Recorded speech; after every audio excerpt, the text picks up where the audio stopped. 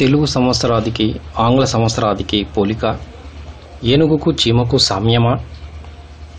తెలుగు తల్లి ముద్దు బిడ్డలారా, తల్లిలాంటి మన సంస్కృతిలోని మంచిని గ్రహించండి, గౌరవించండి, నిజానిజాలు చూడండి. తెలుగు సంవత్సరాది వర్సెస్ ఆంగ్ల సంవత్సరాది. ఉషోదయాన వెలుగు రేఖలతో వస్తుంది ఉగాది, అర్ధరాత్రి చీకట్లతో వస్తుంది జనవరి 1.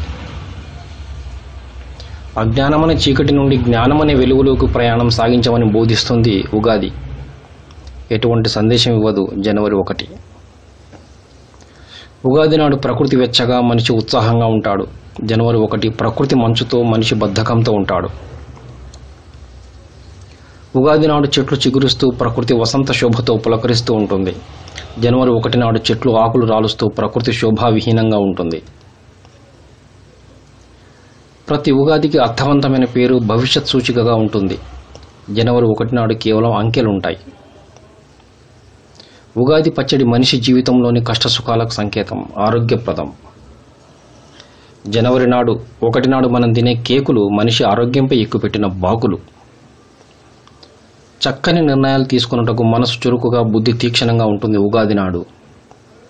జనవరి 1 నాడు విపరీతమైన చలికి మనిషి శరీరం, మనస్సు రెండూ మొద్దుబారి ఉంటాయి. ఏ నిర్ణయం తీసుకున్నా అది ఆర్థిక సంవత్సరమైనా, విద్యా సంవత్సరమైనా ఉగాది నాడు అనుకూలం.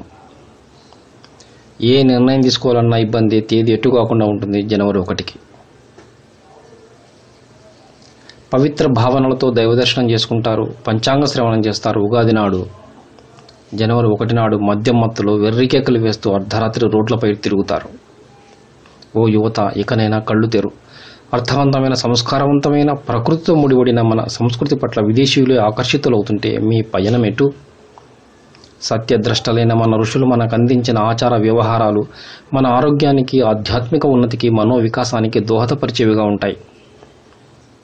రేపటి భారత ఆశాజ్యోతులు మీరు. మన సంస్కృతి ఔన్నత్యాన్ని మీరే గ్రహించకపోతే మన జాతి భవిష్యత్తు ప్రశ్నార్థకం కాదా? మన ప్రతి ఆచారం వెనుక ఎన్నో అద్భుత విశేషాలు దాగి ఉన్నాయి.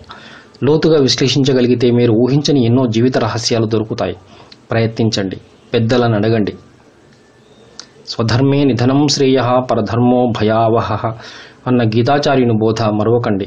భారతదేశ సంస్కృతి పరిరక్షణకు కంకణబద్ధులై ఉంటారు కదూ.